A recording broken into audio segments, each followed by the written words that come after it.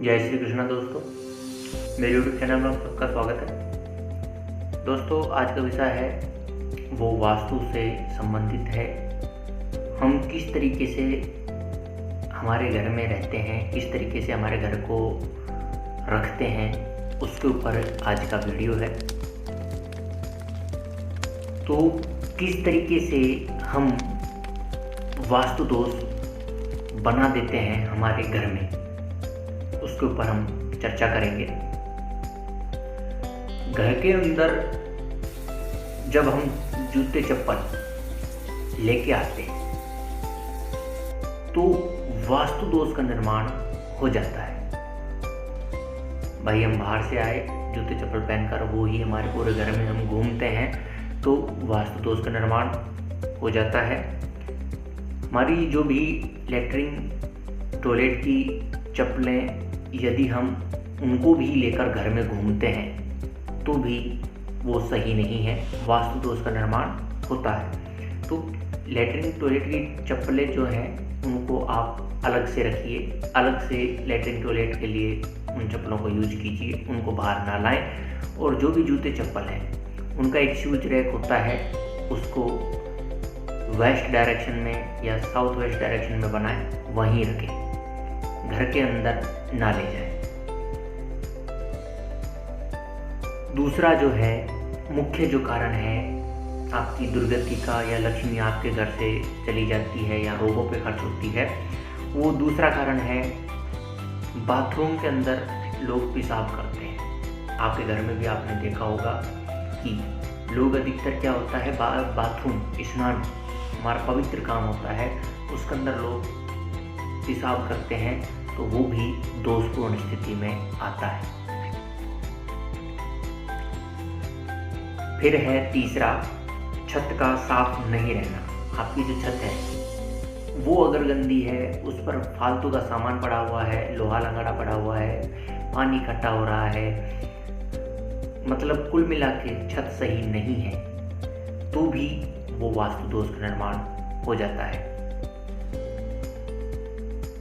आपके दरवाजों को आप देखिए, उनकी कंडीशन कैसी है, खुलते हैं बंद होते हैं तो आवाज़ तो नहीं करते, कहीं से टूट गए हों, जड़ गए हों, कीड़ा लग गया हो, तो मेन दरवाजे का खराब होना भी वास्तु दोष बना देता है।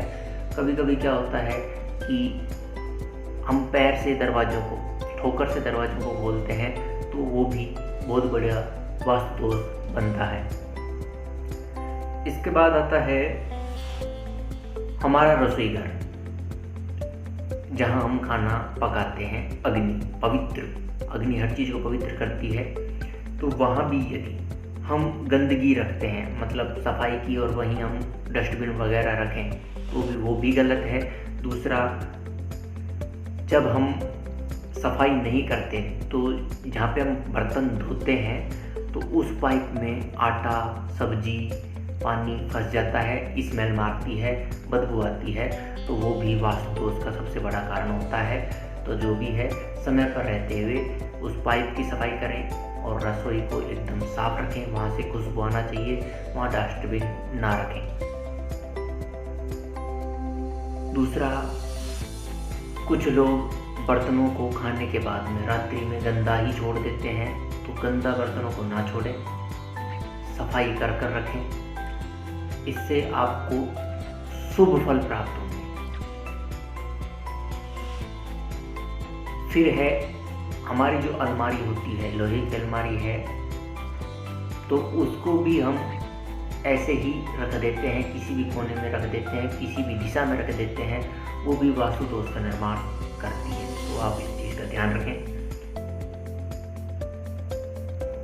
लैट्रिन बाथरूम का यूज करने के बाद उनको बंद करके रखें, उनका दरवाज़ा लगाएं, उनको खुला ना रखें।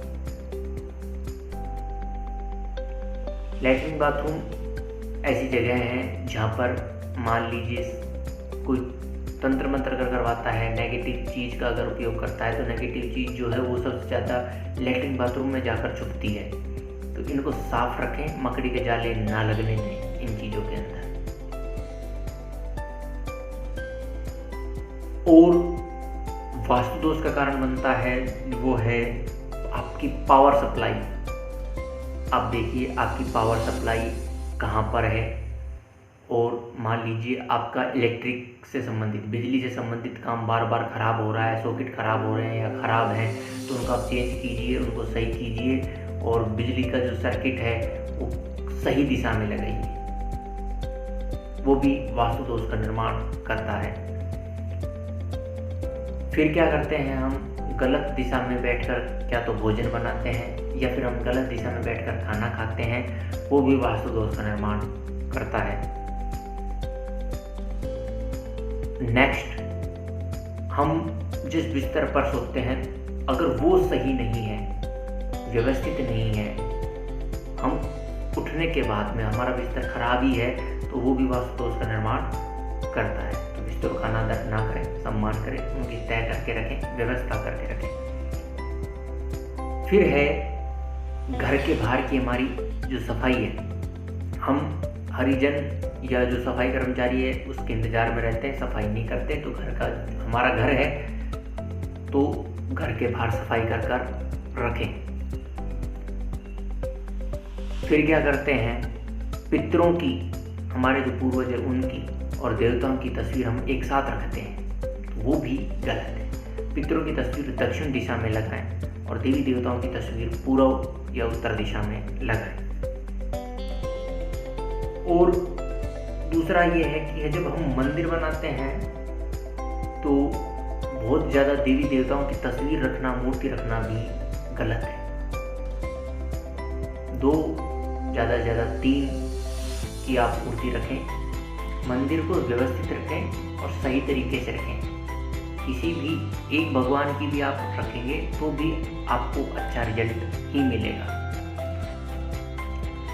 आपके पानी के नल, टंकी वगैरह जो भी है, पानी से संबंधित चीज़ें जो हैं, बिजली से संबंधित चीज़ें जो हैं, उनको आप रिपेयर करवा के रखें। वो टपकते हुए नहीं होना चाहिए, ख़राब नहीं होना चाहिए, या पानी गंदा स्मेल वाला नहीं होना चाहिए। बिजली या सर्किट बोर्ड आप देखिए कहीं ख़राब तो नहीं है,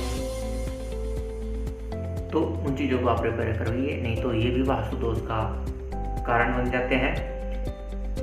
कुछ लोग दिन में सोते हैं तो अन्यथा कोई कारण हो तभी सोना चाहिए, वैसे ही नहीं सोना चाहिए। ये भी सोना प्रकृति ने रात को बनाया है, जहाँ पर शनि और राहु का ज़्यादा असर होता है, शुक्र का ज़्यादा असर होता है। जब आप दिन में सोने लगते हैं तो इनका नेगेटिव प्रभाव दिन में आने लगता है, वास्तु दोष का निर्माण हो जाता है। फटे कपड़े, जूते, चप्पल, इनको आप बाहर फेंक दीजिए, और नहीं है तो कपड़े को सही कर पहनिए। तो हो सके तो इनका त्याग करना ही अच्छा होता है। पूजा पाठ यदि आपके घर में नहीं होती, घी का दीपक नहीं जलता, तो भी वास्तु दोष का निर्माण हो जाता है। इस चीज़ का आप बिल्कुल ध्यान रखें। तो दोस्तों, ये कुछ पॉइंट्स थे जो मैंने आपको बताए, जो कि हम ना चाहते हुए भी हमारे घर में वास्तु दोष का निर्माण कर देते हैं। तो इन पॉइंटों को आप ध्यान से सुनिए, समझिए और सुधार कीजिए, आपको फायदा मिलेगा। वास्तु क्या है? वास मतलब वास और अस्तु, हमारा जो रहने का तरीका है, व्यवस्था है। अस्तु ऐसी हो, मतलब अच्छे तरीके वाली हो। क्यों? क्योंकि वास्तु जो पुरुष है उसका मुंह, पेट, कंधे, चरण, ये सब से मिलकर हमारा मकान बनता है। तो हर देवी देवताओं का एक निश्चित स्थान होता है हमारे मकान में। तो उन चीज़ों को देखकर ही आप अपने मकान की व्यवस्था करें, उन चीज़ों को रखें, ताकि आपको रिजल्ट अच्छा मिले। दोस्तों, इस वीडियो से अगर आपको कुछ और पूछना है तो आप कमेंट कर सकते हैं। इस वीडियो को आप ज़्यादा से ज़्यादा शेयर करें और वास्तु दोष निवारण के लिए आप कांटेक्ट कर सकते हैं, मकान का नक्शा बनवा सकते हैं। ज़रूर संपर्क करें। यदि आपका मकान पश्चिम मुखी, दक्षिण मुखी बना रहे हैं तो ज़रूर आप नक्शा बनवाएं, आपको फ़ायदा ज़रूर मिलेगा। इसी के साथ ही मैं विदा लेता हूँ। फिर मिलेंगे नेक्स्ट वीडियो में, तब तक के लिए जय श्री कृष्णा, श्री राधे।